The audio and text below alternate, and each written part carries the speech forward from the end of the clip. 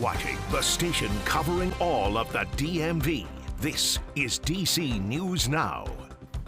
Well, good morning. The lights are off. It is now 6 o'clock on a Wednesday morning, starting off with a live look outside. This is a live look out of Gaithersburg. Oh, look, it's so nice. People are out there jogging already because it's cool right now, but the temperatures are going to increase. Brittany will have more on that coming up in just a minute, but thank you for starting your morning with us here on DC News Now. I'm Tanaya Wright. Good morning to you. I'm Corey James. We'll get to Shanika in just a moment. She's tracking your commute, but filling in for meteorologist Jackie Lair is Brittany Ward this morning, and she's been talking about the forecast of 90s heading our way today. Not today, tomorrow.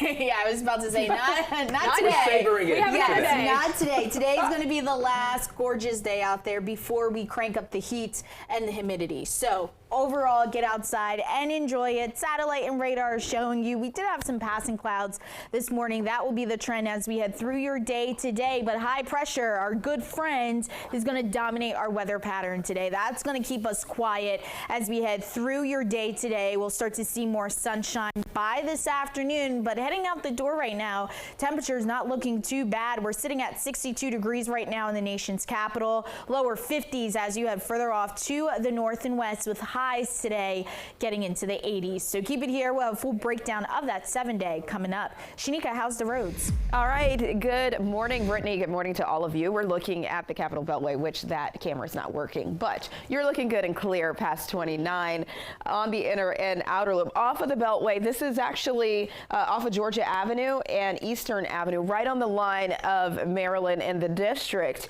You are going to find a crash there, but it's not slowing anything down. And same with the rest of your commute here. You could see throughout Prince George's County, Montgomery, and Northern Virginia, you're clear in the district. DC 295 is slow, but just a bit. You'll tap your brakes over the Anacostia Freeway.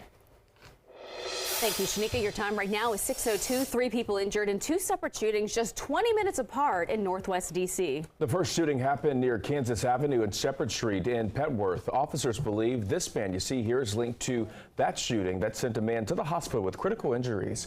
They say the suspect left on a black and white electric scooter. They're asking anyone with any information about who this person is to contact them. A man and woman are also recovering after being shot in Northwest D.C. According to police, 2 groups shot at each other on Colorado Avenue.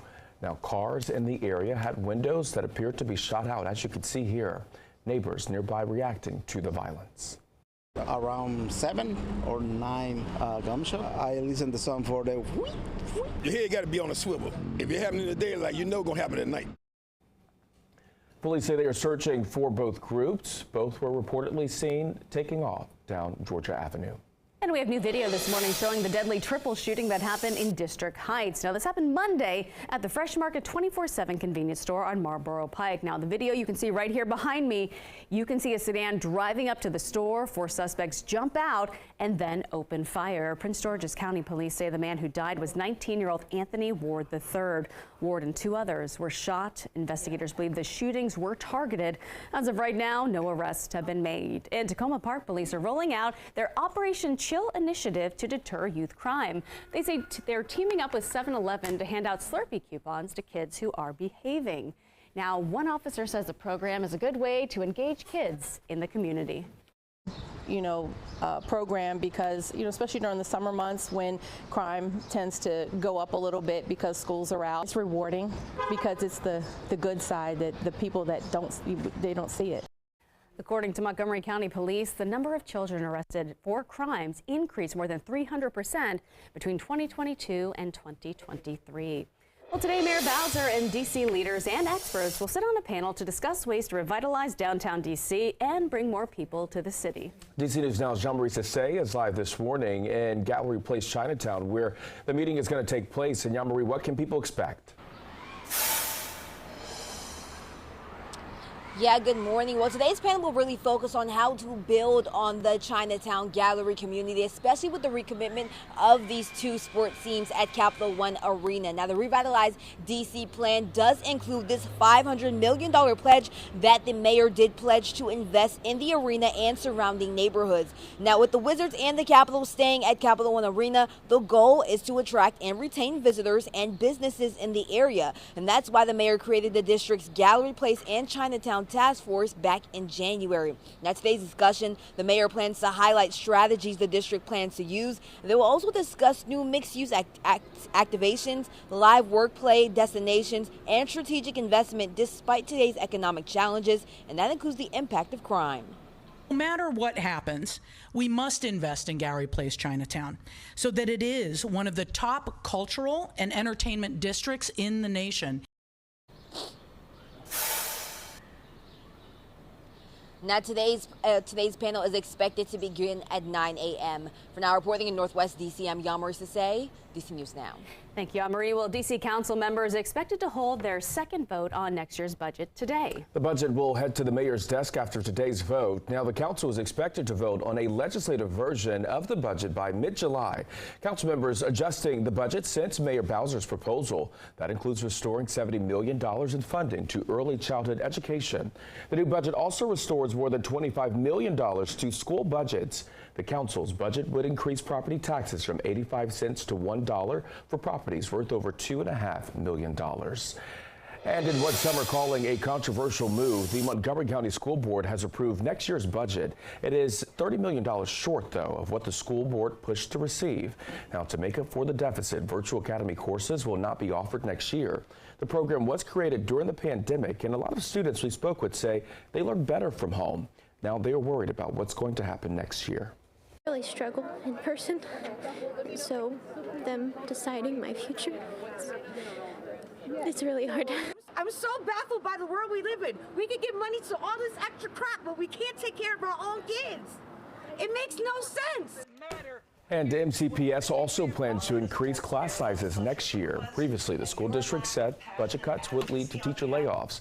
The school district is now saying current teachers will not lose their jobs. And in Virginia, the NAACP is suing the Shenandoah County School Board for renaming 2 schools after Confederate leaders. Last month, the school board voted on a proposal to change the names of Mountain View High School and Honey Run Elementary School back to Stonewall Jackson High and Ashby Lee Elementary. The names of those schools were originally changed in 2020. While some board members defending the Confederate names, the NAACP says the decision sends a harmful message. His character, his loyalty, his leadership, how godly man he was. We feel that the actions there in Shenandoah County are an egregious step backwards. The lawsuit alleges the board violated the First and 14th Amendments of the Constitution. And people in Virginia and the governor are responding to changes to a program previously allowing families of some disabled veterans to go to college for free. The General Assembly's changed the Virginia Military Survivors and Dependents Education Program. Now, it makes eligibility harder for tuition waivers, requiring students to apply for financial aid and potentially pay out of pocket. At a meeting this week, veteran and advocacy groups say many families were not warned about these changes. Do what's right. Money shouldn't be a cost. Lives have been lost. Lives have been ruined. But there can be something better. You can rise up like a phoenix to the ashes by letting our children get an education. Governor Glenn Youngkin says he heard from people in Virginia clearly and is working to repeal the changes this month.